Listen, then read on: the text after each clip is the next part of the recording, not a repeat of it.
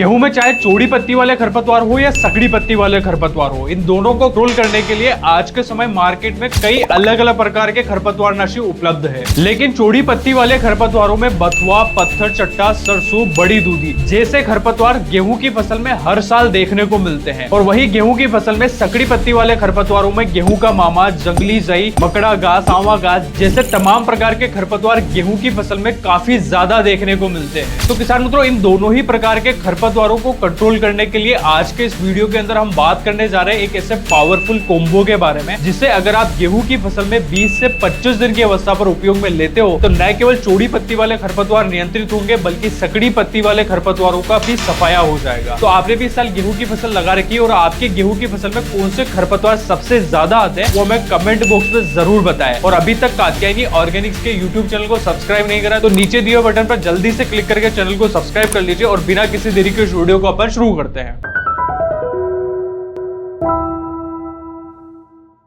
किसान मित्रों, वीडियो को शुरू करते हैं और बात करते हैं गेहूं की फसल में कौन कौन से खरपतवार सबसे ज्यादा देखने को मिलते हैं। तो किसान मित्रों, गेहूं की जो फसल है उसके अंदर सबसे ज्यादा जो खरपतवार परेशान करता है वो है गेहूं का मामा। इसे मंडूशी, गुल्ली डंडा और इंग्लिश में फेलरिस माइनर के नाम से जाना जाता है। ये एक प्रकार का सकड़ी पत्ती वाला खरपतवार है जो गेहूं के जैसा ही दिखाई देता है। उसी कारण से इसे कंट्रोल करना काफी मुश्किल हो जाता है, क्योंकि अपन जितने भी प्रकार के खरपतवार नाशी उपयोग में लेते हैं वो चयनात्मक रूप से कार्य करते हैं। क्योंकि गेहूं की फसल में अपन जब भी पोस्ट इमरजेंस मतलब कि खड़ी फसल के अंदर फसल जब 20 से 25 दिन की अवस्था पर आ जाती है, उस समय जो भी खरपतवार नाशी उपयोग में लेते हैं ना वो सिलेक्टिव यानी कि चयनात्मक रूप से कार्य करते हैं, जो स्पेशल गेहूं की फसल को नुकसान नहीं पहुंचाते हैं, लेकिन बाकी के जो भी खरपतवार गेहूं की फसल के अंदर उग के आ रहे हैं ना, ये उन्हें कंट्रोल करते हैं। तो क्या होता है ना किसान मित्रों, गेहूं की जो फसल रहती है ना उसके अंदर ये जो गेहूं का मामा जो खरपतवार है ना, ये हुबहू गेहूं की फसल के जैसा ही दिखाई देता है। और जब भी अपन खरपतवार नाशी डालते हैं तो खरपतवार नाशी जो है वो पहचान नहीं पाता है कि गेहूं का पौधा है या फिर खरपतवार है। उसी कारण से इसके ऊपर जो है वो खरपतवार नाशों का रिजल्ट जो है वो कम देखने को मिलते हैं। और सबसे ज्यादा गेहूं की फसल के अंदर यही ऐसा खरपतवार होता है जो कंट्रोल नहीं हो पाता है। और इस गेहूं के मामा के कंट्रोल नहीं होने के पीछे दूसरा सबसे बड़ा कारण होता है इसके अंदर रेसिस्टेंट पावर डेवलप हो जाना है। क्या होता है ना कि अपन गेहूं की फसल के अंदर हर साल हेवी से हेवी खरपतवार नाशी उपयोग में लेते हैं। उससे क्या होता है ना, जो खरपतवार होते हैं ना उनके अंदर इन खरपतवार नाशियों के प्रति रेसिस्टेंट पावर डेवलप हो जाती है। और जब भी इन दवाइयों का छिड़काव किया जाता है ना तो इन्हें कंट्रोल करना काफी मुश्किल हो जाता है। यानी कि अपन खरपतवार नाशी डालते तो एक बार डालो, 2 बार डालो, 3 बार डालो तो इनके ऊपर रिजल्ट देखने को नहीं मिल पाते हैं। तो अपन जब भी खरपतवार नाशी उपयोग में ले रहे हैं तो अपने को हर साल टेक्निकल बदल के इस्तेमाल में लेना है, ताकि रेसिस्टेंट पावर इनके अंदर डेवलप न हो पाए और आपको रिजल्ट जो है वो ज्यादा से ज्यादा देखने को मिले। किसान मित्रों, गेहूं के मामा के अलावा गेहूं की फसल के अंदर एक और खरपतवार सबसे ज्यादा नुकसान पहुंचाता है, वो है जंगली जई। अब ये जो जंगली जई है ना, ये भी गेहूं के पौधे जैसा ही दिखाई देता है। इसके अंदर भी बालियां आती है लेकिन बालियों के अंदर दाने नहीं बढ़ते हैं। तो ये जो रहता है ना, ये सबसे ज्यादा गेहूं की फसल के अंदर नुकसान पहुंचाता है और ये गेहूं की फसल के अंदर ये भी आसानी से कंट्रोल नहीं हो पाता है। किसान मित्रों, सकड़ी पत्ती के अलावा चौड़ी पत्ती वाले जो खरपतवार है ना वो भी गेहूं की फसल में काफी ज्यादा देखने को मिलते हैं। और इन चौड़ी पत्ती वाले जो खरपतवार है उनके अंदर पत्थर चट्टा हो, फुलकिया हो, बड़ी दूधी हो, उसके अलावा बोखना हो, ये जो खरपतवार होते हैं ना ये सबसे ज्यादा देखने को मिलते हैं। और यही जो खरपतवार रहते हैं ना, ये गेहूं की फसल जो रहती है उसके साथ में कॉम्पिटिशन करते हैं और इनको भी कंट्रोल करना काफी हद तक मुश्किल हो जाता है। क्योंकि ये जो खरपतवार होते हैं ना, ये गेहूं का जो पौधा रहता है ना उससे निचली सतह पर रहते हैं। तो जब भी अपन दवाई डालते हैं ना तो दवाई जो रहती है वो गेहूं के पत्तों तक ही रह जाती है और नीचे उतर नहीं पाती है। उसी कारण से इनको भी कंट्रोल करना काफी हद तक मुश्किल हो जाता है। इसलिए खरपतवार की जो अवस्था रहती है ना वो आपको सबसे ज्यादा ध्यान में रखनी है। क्योंकि जब भी अपन खरपतवार नाशी का छिड़काव करते हैं तो खरपतवार बड़े होने के बाद जब भी अपन दवा डालते हैं तो उनके ऊपर रिजल्ट नहीं आ पाते हैं। और ऐसी कंडीशन में गेहूं की फसल भी बड़ी हो जाती है तो दवाई जो डाली जाती है वो सिर्फ और सिर्फ गेहूं के पत्तों तक ही अटक के रह जाती है और नीचे उतर नहीं पाती है, खरपतवार को लग नहीं पाती है। उसी कारण से खरपतवार पूरी तरीके से नष्ट नहीं हो पाते हैं। तो आपको गेहूं की जो फसल है ना उसके अंदर अपन जब भी खरपतवार नाशी डाल रहे हैं तो गेहूं की 15 से लेके 20 दिन की अवस्था, जब खरपतवार 2 से 4 पत्ती की अवस्था पर आ जाए तब आपको उपयोग में लेना है। 4 पत्ती से ज्यादा बड़े हो जाते हैं खरपतवार तो फिर आप दवाई डालते हो तो उसके रिजल्ट जो है ना वो आपको अच्छे से देखने को नहीं मिलते। इसलिए आपको स्टेज सबसे ज्यादा जरूरी ध्यान में रखनी है, सही अवस्था पे सही खरपतवार नाशी का उपयोग करना। किसान मित्रों, वीडियो में आगे बढ़ते और बात करते हैं सबसे पहले गेहूं की फसल के अंदर लगने वाले चौड़ी पत्ती वाले जितने भी खरपतवार है उन्हें उन्हें कैसे कंट्रोल किया जाए और उनको कंट्रोल करने के लिए कौन सा टेक्निकल इस्तेमाल में लेना है। अब किसान मित्रों, गेहूं की जो फसल है ना, उसके अंदर चौड़ी पत्ती यानी कि जो गोल पत्ती वाले जो खरपतवार होते हैं ना, उनमें सबसे ज्यादा पत्थर चट्टा, फुलकिया, बोखना, ये जो खरपतवार है ना, सबसे ज्यादा नुकसान पहुंचाते हैं। और इनको कंट्रोल करने के लिए आपको मैट सल्फ्यूरन मिथाइल 20% जो WP फॉर्म में आता है ना, उसी को इस्तेमाल में लेना। अब ये जो मैट सल्फ्यूरन रहता है ना, ये काफी अच्छे तरीके से जितने भी चौड़ी पत्ती वाले खरपतवार है ना, उनको काफी बेहतरीन तरीके से कंट्रोल करता है। और उपयोग की मात्रा 8 ग्राम प्रति एकड़ के हिसाब से उपयोग में लेना है, ताकि रिजल्ट जो है वो आपको काफी अच्छे तरीके से देखने को मिले। अब इसकी 8-8 ग्राम की पुड़ियां आती हैं, जो 8 ग्राम की एक पुड़िया है ना, वो 1 एकड़ के हिसाब से छिड़काव के लिए उपयोग में लेना। अब ये जो मैट सल्फ्यूरन मिथाइल है ना, ये एक प्रकार का सिलेक्टिव मतलब कि चयनात्मक रूप से कार्य करने वाला पोस्ट इमरजेंस हर्बिसाइड है, यानी कि खड़ी फसल के अंदर उपयोग में लिए जाने वाला खरपतवार नाशी है। तो गेहूं की फसल जब 15 से 20 दिन या फिर 25 दिन की अवस्था तक आ जाए, खरपतवार 2 से 4 बत्ती तक की अवस्था पर रहे, तब आपको इसे उपयोग में लेना है। वहीं किसान मित्रों, वीडियो में आगे बढ़ते हैं और बात करते हैं गेहूं की फसल के अंदर लगने वाले सकड़ी पत्ती वाले खरपतवारों को कैसे कंट्रोल किया जाए। तो गेहूं की जो फसल रहती है ना, उसके अंदर सकड़ी पत्ती वाले जो खरपतवार है, उनमें सबसे ज्यादा जो नुकसान पहुंचाता है वो एक गेहूं का मामा, जिसे अपन मंडूसी या फिर गुल्ली डंडा के नाम से भी जानते हैं। ये सकड़ी पत्ती वाला ही रहता है जो सबसे ज्यादा नुकसान पहुंचाता है। के अलावा भी दूसरे खरपतवार निकलते हैं, जैसे कि सवा घास हो गई हो, मकड़ा घास हो गई हो, दूब घास हो गई हो, ये भी गेहूं की फसल के अंदर नुकसान पहुंचाते हैं। लेकिन सबसे ज्यादा जो अभी तक गेहूं की फसल के अंदर नुकसान पहुंचाता है वो गेहूं का मामा ही नुकसान पहुंचाता है। और इसी को कंट्रोल करने के लिए काफी किसान भाई गेहूं की फसल के अंदर 2 से 3 बार खरपतवार नाशक का उपयोग कर लेते हैं, फिर भी ये जड़ से खत्म नहीं हो पाता है। तो इसी प्रकार के सकड़ी पत्ती वाले जितने भी खरपतवार है ना, उनको कंट्रोल करने के लिए आपको क्लोडिनाफो प्रोपार्जिल जो 15% WP फॉर्म में आता है, इसका उपयोग में लेना है। ये एक प्रकार का पोस्ट इमरजेंस मतलब कि खड़ी फसल के अंदर उपयोग में लिए जाने वाला सिलेक्टिव यानी कि चयनात्मक रूप से कार्य करने वाला खरपतवार नाशी है, जो स्पेशली गेहूं की फसल के अंदर जितने भी सकड़ी पत्ती वाले खरपतवार निकलते हैं ना, उनको काफी अच्छे और बेहतरीन तरीके से कंट्रोल करता है। और रही बात इसके उपयोग की मात्रा की, तो आपको इसे 1 एकड़ छिड़काव के लिए 160 ग्राम की मात्रा को उपयोग में लेना है। 1 एकड़ छिड़काव के लिए 150 से 200 लीटर पानी को उपयोग में लेना जरूरी है, क्योंकि अगर अपन 150 लीटर से पानी कम लेते हैं ना, तो बराबर मात्रा में छिड़काव नहीं हो पाता है और दवाई के जो रिजल्ट है ना, वो आपको कम देखने को मिलते हैं। और वहीं अगर अपन 200 लीटर से ज्यादा पानी लेते हैं, तो ऐसी कंडीशन में क्या होता है ना, खरपतवार नाशी जो है उसका सोल्यूशन जो है ना, उसका कंसंट्रेशन जो है ना, वो कम हो जाता है। उसी कारण से ऐसी कंडीशन पर भी आपको रिजल्ट जो है वो कम देखने को मिलते हैं। और दूसरी बात आपको ये ध्यान में रखनी है कि गेहूं की फसल के अंदर अपन खरपतवार नाशी कोई सा भी उपयोग में ले रहे हो, चाहे आप मैट सल्फ्यूरोन, क्लोडिनाफोप ले रहे हो या फिर दूसरा कोई भी कॉम्बिनेशन ले रहे हो, तो ऐसी कंडीशन पे आपको जो कट नोजल है ना, उसको उपयोग में लेना जरूरी है। क्योंकि अगर आप नॉर्मल नोजल उपयोग में लेते हो ना, तो इससे क्या होता है ना, खरपतवार नाशी की जो दवाई है ना, उसकी जो धार है ना, वो पूरी तरीके से फैल के नीचे की ओर नहीं जा पाती है। गोल वाला जो नोजल आप लेते हो ना, उससे जो धार रहती है ना, वो